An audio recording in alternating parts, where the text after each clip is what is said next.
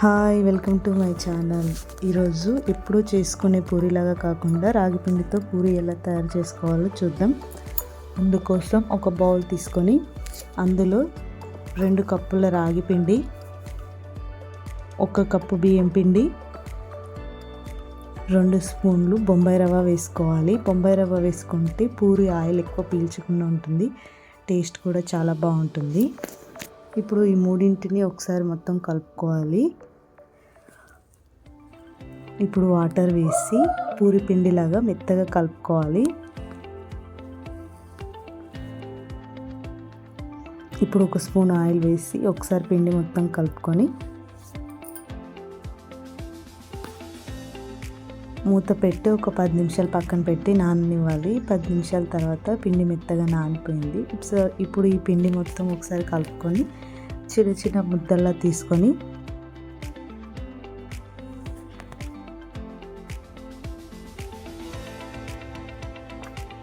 కొద్దిగా పొడిపిండి వేసుకుంటూ పూరీలా చేసుకోవాలి. రాగి పిండి ఎక్కువ సాఫ్ట్ ఉంటుంది కాబట్టి ఎక్కువ ప్రెస్ చేయకుండా స్లోగా చేయాలి.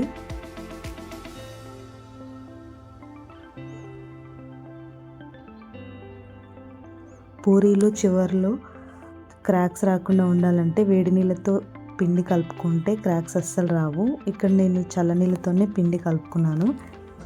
పూరి కొద్దిగా మందంగా చేసుకుంటే బాగా పొంగుతుంది.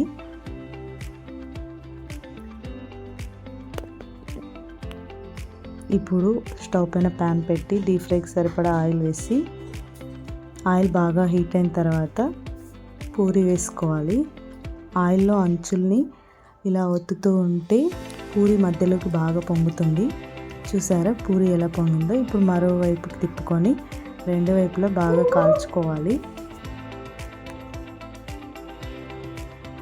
బాగా కాల్చుకున్న పూరిని తీసి ప్లేట్లో పక్కన పెట్టుకొని ఇప్పుడు పూరి కర్రీ ఎలా తయారు చేసుకోవాలో చూద్దాం. అందుకోసం స్టవ్ పైన ప్యాన్ పెట్టుకొని 2 స్పూన్ల ఆయిల్ వేసి 1 స్పూన్ పోపు దినుసులు, సన్నగా కట్ చేసుకున్న ఉల్లిపాయ ముక్కలు, పచ్చిమిర్చి, కరివేపాకు వేసి ఒకసారి కలుపుకోవాలి.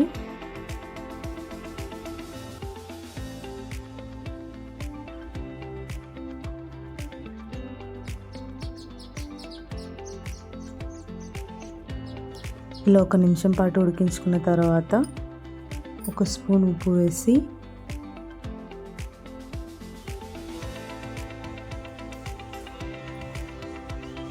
ఉల్లిపాయలు ఒక 50% వరకు ఉడికిపోయాయి.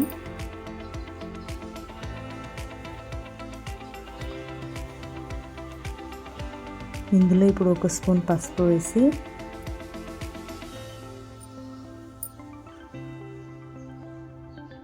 ఒకసారి కలుపుకున్న తర్వాత ముందుగా ఉడికించుకున్న బంగాళదుంపలు వేసి కలపాలి.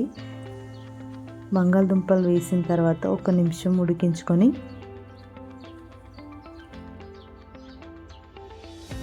1 గ్లాస్ వాటర్ వేయాలి.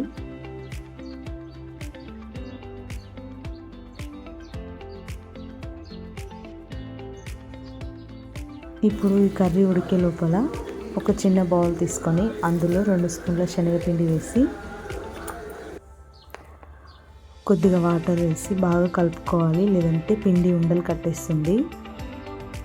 ఇప్పుడు కలుపుకునే ఈ పిండిని ఉడుకుతున్న కర్రీలో వేసి కలుపుకోవాలి.